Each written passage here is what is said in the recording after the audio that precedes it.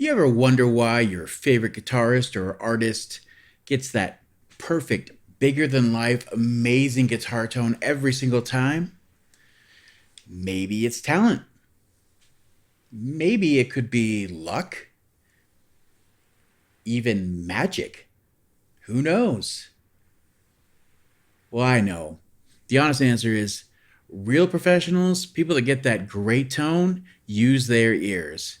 They use those magic things on the side of their head.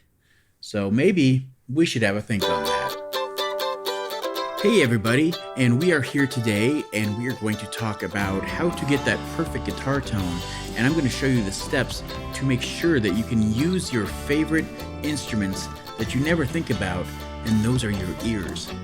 We're going today to walk you through the steps on how to achieve using the tools that you can get and tools that you have at a very, very cheap cost to get that perfect tone that maybe somebody hasn't shown you, or it can be a little bit alluding to how this is accomplished. Not just putting a microphone in front of a speaker and recording, but using your ears to get the placement exactly where it sounds good, not where you think it's going to sound good by trial and error. So, the first thing that we want to go over is that before you start this process and you're going to chase down that perfect tone and make sure you get it the exact way that you want it to sound, make sure that you have a little bit of context of where you want this tone to sit in the overall mix, the overall place in its song. If it needs to stick out, make sure that you develop that tone to where it's going to move to the front of whatever mix you're doing, whatever the song may be. Those kind of things should all be taken into account before you start this process. That'll save you a lot of heartache later on, and it will really bring forward the sound that you really want much faster in a much more complete way. So the first thing that we want to go over when we're talking about this, we'll just get right into it, is that we want to gather the tools that we need to get this done first. So just being a musician and a guitar player, and I assume at this point, if you're clicking on this, you have most of the equipment that you need to accomplish this already on hand, but we're just going to go over it real quick. So obviously, the first thing that you're going to have is a guitar, an electric guitar, something that plugs in and uses a cable to make, an electrified guitar sound. Duh. The second thing that you're going to want is going to be something that's going to amplify it, some kind of amp. It doesn't matter if it's a small amp, a big amp, it doesn't matter. That's all you need, is something that's going to reproduce the sound that you're making the guitar and play it through a speaker. Again, pretty obvious. The next thing, obviously, to capture that sound is you're going to have an audio interface. So this is where we're going to dig a little bit deeper and just go a little bit more into it. If you're at this point, you already figure you have something to record with in your interface that's connected to either a computer, whatever you're using. But there is a little stipulation to using this exact trick. And the only thing you have to make this exact system work is you have to have an interface that usually has more than 4 outputs. And it's not the reason that you need those 4 outputs. It's that anything that has 2 outputs almost always only has one left and one right for your monitors. So the problem with that is that you're not getting a line signal to go out, and that's what makes this one work. That's okay. And if you're at the point where you only have something such as like a Focusrite 2i2, something like that, it only has 2 inputs and it only has the outputs for your headphones, and then of course two monitors if you have them to listen to, that's not a bad thing. You still you have something to record with, which is fantastic.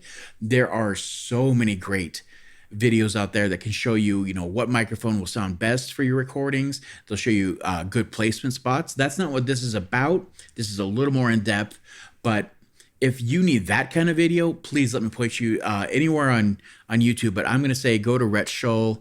He has a fantastic walkthrough on what mics sound the best, how different mics sound compared to each other. He's fantastic. He's really smart. I'd go there. But that's not what this is. If you have an interface that has at 4 inputs,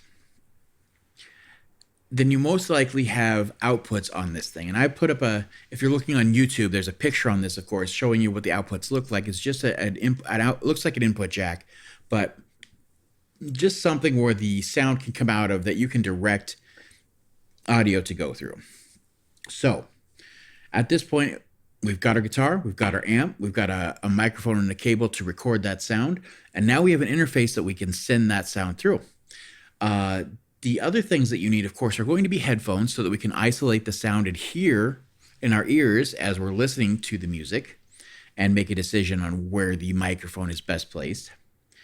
And the last two things that you're going to need for this are things that you might not have at this point, but I'm going to put them on screen for you. We're going to go over them really quick, why they're important and what they do. The first thing that you're going to need is a DI box, and that's just a direct input box.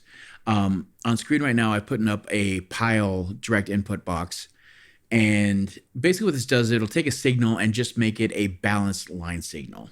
That's not incredibly important. We won't get into that too deep right now, maybe later.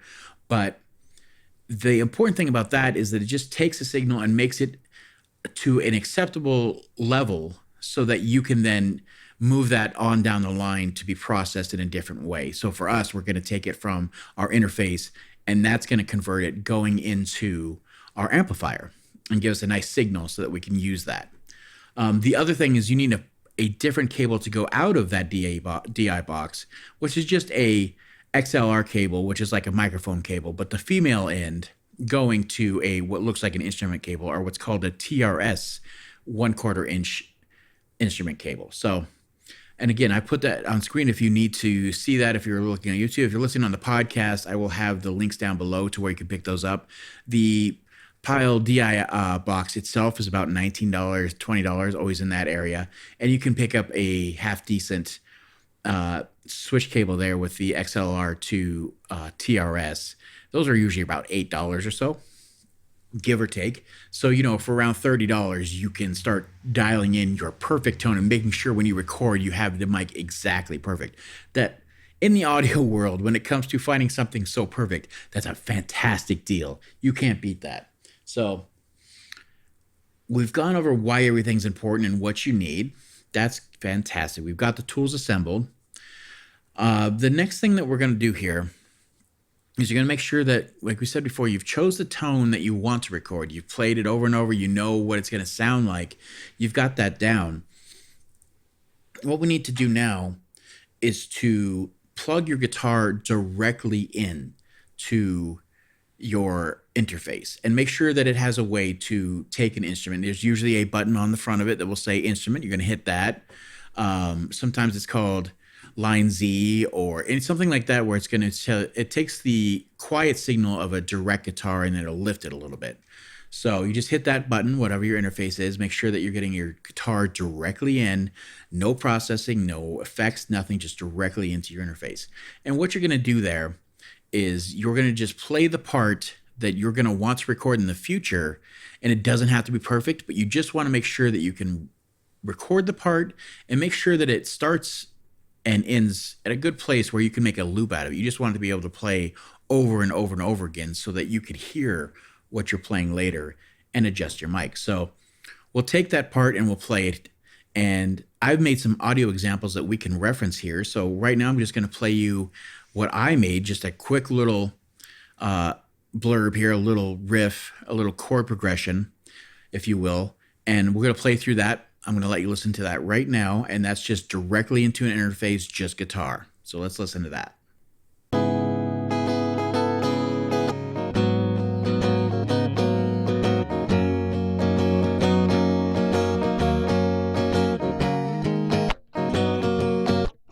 Fantastic. And so we've listened to the clean input on that. And what we're going to do now is we're going to take that out of the audio interface, and we're going to use one of those line outputs and send it off to our amp. So the next step is to, of course, take that clip that you've recorded and cut off both ends to make sure that's a nice loop, and you can just play it back and forth. And if you have whatever audio fence or whatever dial you're using, just make sure it's back to back. If you're copying and pasting, or if you are just playing it on a loop, that's just fine. Just make sure that it's there. And what you're going to do at this point is we've we've got it recorded. We're going to send it out, choose whatever output you have on your DAW and send it out of that. So put it on the output, send it out, and then here's where that DI box comes in handy. And I've got some audio examples here for you as well.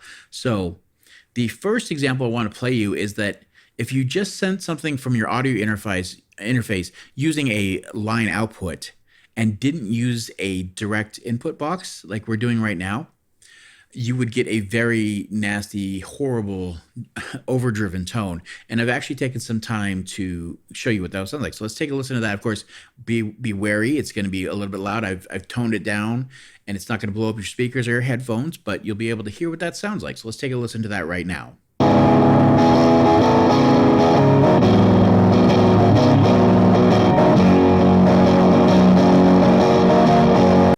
Fantastic. So that is what it sounds like when you have a signal coming out of one of your line outputs and going directly into an amp that is not going through a line input and hasn't been filtered down to sound or be at a better level to accept that. So now I want to play you that exact same clip coming out of our audio interface, that recording we've done through that direct input box. So we're going to go out of our line output, our line output, and then we're going to go directly into our direct input box, and then we'll go from that direct input box using our Female XLR to the TRS 1/4 inch instrument cable into our amplifier. And now let's hear what that sounds like.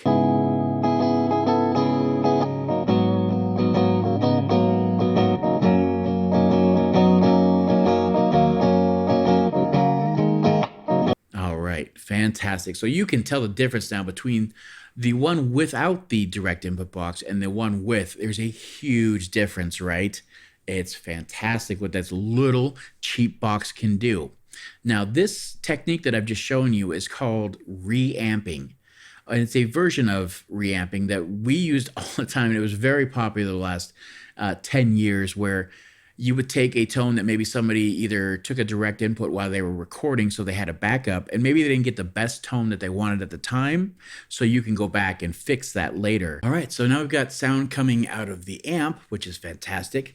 The next thing that we can do is, with our headphones on, we can play that part we've recorded through the amp, and then go over and start moving our microphone around so that you can hear the different parts that sound good. You're going to hear exactly where that microphone is going to hit its sweet spot. So what I've done again is taken that exact part that I recorded and shared with you and made an audio recording of what it sounds like moving that microphone back and forth. And what you're going to hear is that the microphone starts to move in front of the sound, and it gets a little bit dull. You can't really hear it.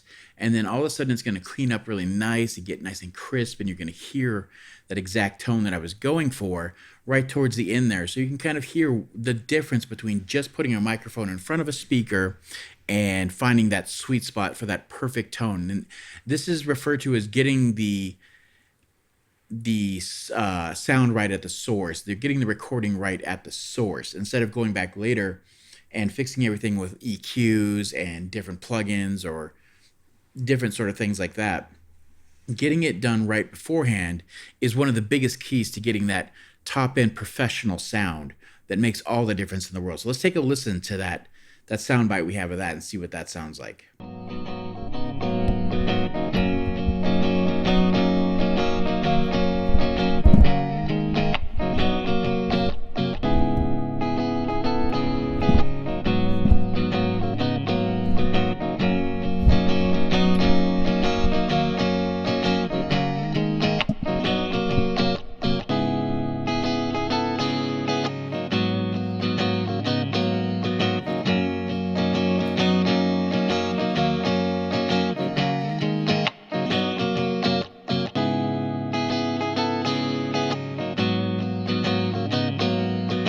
All right, fantastic. So as you heard in the beginning, like I was saying, it's pretty rough. You can hear it moving around. There's things that aren't quite there yet, and then all of a sudden it comes into complete focus, and you just nail it. And this one trick makes all the difference between an amateurish, I'll just take its sound and then you just go with it, which is, it's fine and it's part of learning. But once you get to this step and you feel that you're at that level, this can really make a big difference.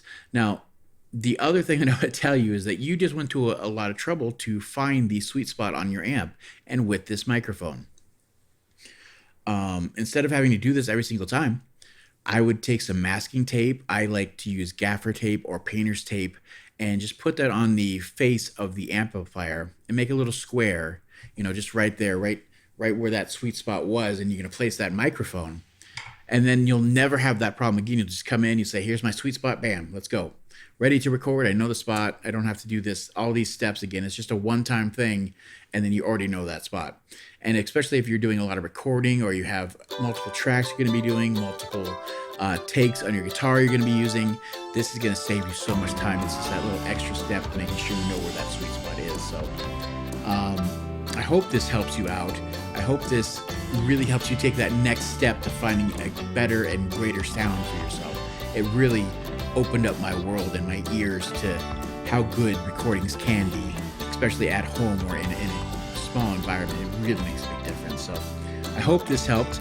Right over here, we're going to have a nice little video for you if you're just going into the studio. It's our studio prep video to give you a nice little rundown on how to get ready for that.